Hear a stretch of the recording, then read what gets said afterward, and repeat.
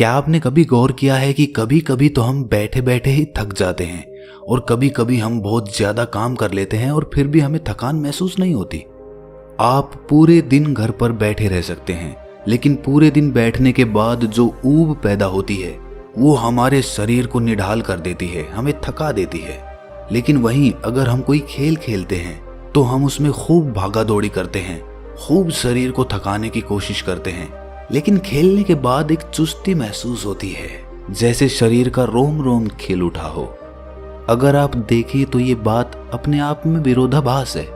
भाई प्राकृतिक रूप से होना तो ऐसा चाहिए कि आदमी जब खेलता है तो उसका शरीर थकता है, इसीलिए खेलने के बाद उसे थकावट महसूस होनी चाहिए।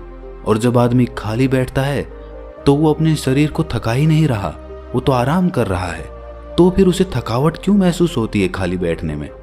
अगर आप इसका जवाब जानना चाहते हैं तो इसका जवाब है हमारे मन की ऊब। जहां तक शरीर की बात है, शरीर को थकाने से मन नहीं थकता, और अगर आपका मन थक जाता है तो आपका शरीर साथ नहीं देता। ऐसा ही होता है खाली बैठने में, और मन की इस ऊब को हम तनाव कहते हैं।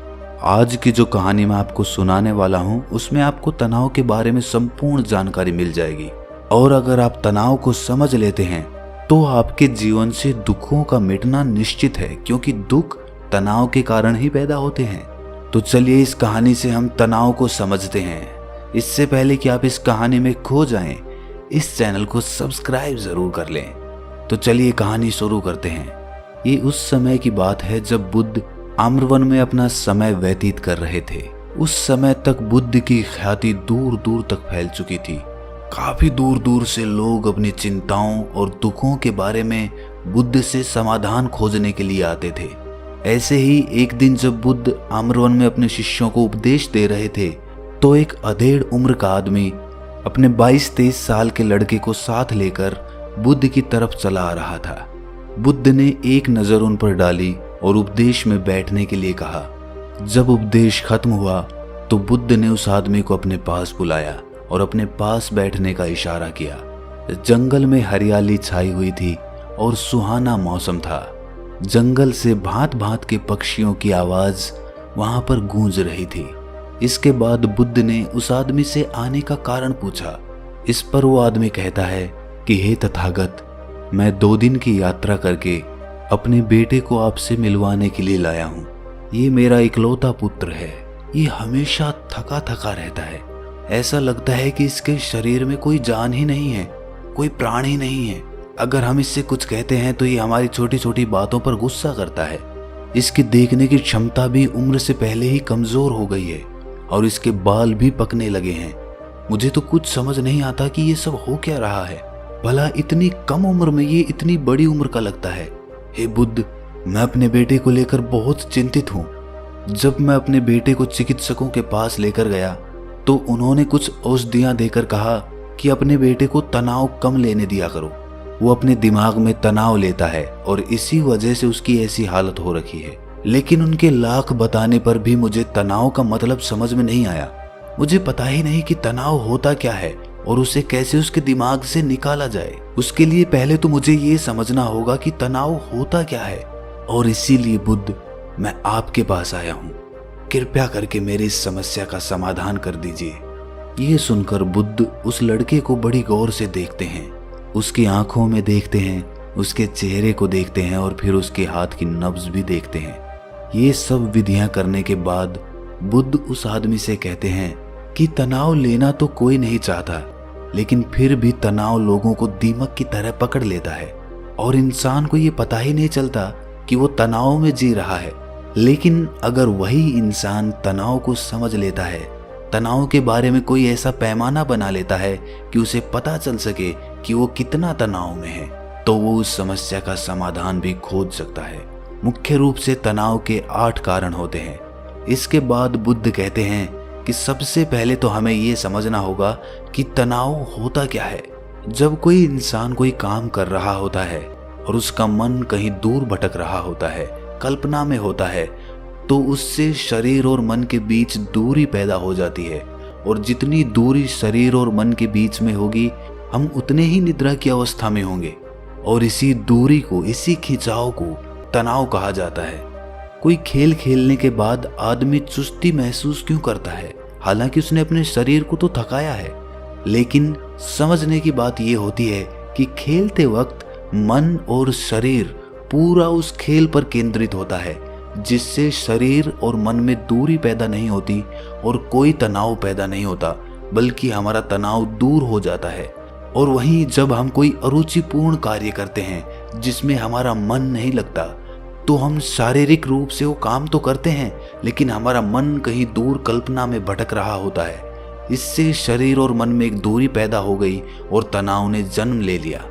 इसीलिए इंसान को एक बार में एक ही काम करना चाहिए और उसी पर अपना तन और मन केंद्रित रखना चाहिए, जिससे आपके भीतर कोई तनाव पैदा ही ना हो। तनाव के कुछ मुख्य कारण भी होते हैं। इसके बाद बुद्ध कहते हैं कि अगर हम इन कारणों को जान लेते हैं तो हमारे अंदर तनाव कभी भी पैदा नहीं होगा। मुख्य रूप से जो कारण है उसमें सबसे पहला कारण होता है महत्वाकांक्षा। महत्वाकांक्षी होना अच्छी बात होती है, लेकिन कभी आपने गौर किया है कि इंसान के लक्ष्य कभी पूरे ही नहीं होते हैं, क्योंकि इंसान का कोई एक लक्ष्य होता ही नहीं है। जब इंसान एक लक्ष्य को प्राप्त कर लेता है तो दूसरा लक्ष्य स्थापित हो जाता है, और इसी तरह वो अपने लक्ष्य को पाने के लिए गोल गोल घूमता रहता है। इसीलिए जो इंसान ज्यादा महत्वाकांक्षी होता है, जिसे बड़े बड़े लक्ष्य प्राप्त करने होते हैं, वो वर्तमान में कभी नहीं जी पाता। उसका मन हमेशा भविष्य की योजनाएं बनाता रहेगा और बस उसका शरीर वर्तमान में होगा, उसका मन भविष्य में होगा, और इन दोनों की दूरी की वजह से उस आदमी में तनाव पैदा हो जाएगा। इस पर वो युवक पूछता है कि हे बुद्ध, तो क्या आदमी को अपना लक्ष्य ही नहीं बनाना चाहिए? क्योंकि लक्ष्य बनाना भी तो महत्वाकांक्षा होती है। इस पर बुद्ध कहते हैं कि जीवन में कोई लक्ष्य बनाना गलत बात नहीं है। समस्या पैदा तब होती है जब हम पूरे का पूरा ध्यान उस लक्ष्य पर ही लगा देते हैं। आदमी को वर्तमान में जीना आना चाहिए। आप लक्ष्य बनाइए, उनके प्रति निरंतर मेहनत करिए, लेकिन इसके साथ साथ आपके दिमाग में ये ख्याल भी होना चाहिए कि आप अभी वर्तमान में जी रहे हैं। इसके बाद बुद्ध ने तनाव का दूसरा मुख्य कारण बताया, जो कि था ईर्ष्या। बुद्ध ने कहा कि जब आदमी ईर्ष्यापूर्ण या द्वेषपूर्ण हो जाता है तो भी उसका मन सड़ने लगता है। ईर्ष्या आंतरिक घाव होता है। आंतरिक मतलब मन का घाव होता है। शरीर का घाव तो भर जाता है, लेकिन मन का घाव कभी नहीं भरता। इसीलिए इंसान को दूसरे की तरक्की से कभी ईर्ष्या नहीं करनी चाहिए। तनाव का तीसरा मुख्य कारण होता है किसी दूसरे से अपेक्षा। बुद्ध ने बताया कि एक बाप होने के नाते वो अपने बेटे से बहुत सारी अपेक्षाएं रखता है कि मेरा बेटा एक कामयाब इंसान बने, वो जिस तरह मैं चाहता हूँ उस तरह का जीवन जिए। और जब आदमी किसी से अपेक्षा करने लगता है तो कहीं ना कहीं वो अनजाने में खुद के लिए तनाव पैदा कर रहा होता है। जरा सोचिए कि वही बेटा अगर अपने बाप के हिसाब से नहीं चलेगा, वो नहीं बन पाएगा जो उसका बाप चाहता है, तो फिर उसके पिता के मन को तनाव पकड़ लेगा। इसीलिए किसी से भी अपेक्षा नहीं करनी चाहिए, ना ही दूसरे से और ना ही खुद से। इसके बाद तनाव का अगला मुख्य कारण बताते हुए बुद्ध ने कहा कि अरुचिपूर्ण कार्य करने से भी मन में तनाव पैदा होता है। जिस काम में हमारा मन ही नहीं लगता, जिसमें हमारी रुचि ही नहीं है, तो उस काम में हम अपना मन नहीं लगा पाएंगे। हमारा मन कल्पनाओं की उड़ान भरेगा और हमारा शरीर वहीं बैठा रहेगा। इसीलिए दोनों में दूरी पैदा होने की वजह से ये भी तनाव का कारण बन जाता है। इसीलिए आदमी को सिर्फ रुचि के हिसाब से ही कार्य करने चाहिए। इसके बाद बुद्ध ने कहा कि शारीरिक दुख भी तनाव का कारण होता है। जब आदमी को कोई शारीरिक कष्ट होता है तो आदमी का मन उसी बीमारी के बारे में सोचता रहता है, जिससे उसके मन में दुख के विचार पनपते हैं और वहां पर तनाव पैदा हो जाता है। ये सुनकर उस आदमी ने कहा कि हे बुद्ध, शारीरिक दुख तो किसी को भी आ सकता है, तो क्या वो आदमी हमेशा तनाव में ही जिएगा? इसका जवाब देते हुए बुद्ध कहते हैं कि ये बात ख्याल करने की होती है कि हमारा जीवन दुखों का आगार है। जैसे जैसे हमारी उम्र बढ़ती है वैसे वैसे बीमारियां आती हैं, दुख आते हैं और एक दिन मौत भी आती ही है। तो बीमारियां जीवन का अभिन्न हिस्सा है। किसी में वो समय से पहले आती है तो किसी में बाद में आती है। और जब इंसान का मन इसके बारे में समझने लगेगा तो वो अपनी बीमारी के बारे में सोचकर ज्यादा तनाव नहीं लेगा, क्योंकि वो जीवन का एक अभिन्न हिस्सा है। और इसके लिए आदमी को शारीरिक रूप से भी अभ्यास करते रहना चाहिए ताकि उसका शरीर लंबे समय तक स्वस्थ बना रह सके। और ये भी जान लो, तनाव का एक मुख्य कारण होता है अपनी योजनाओं को समझने के लिए वक्त न देना।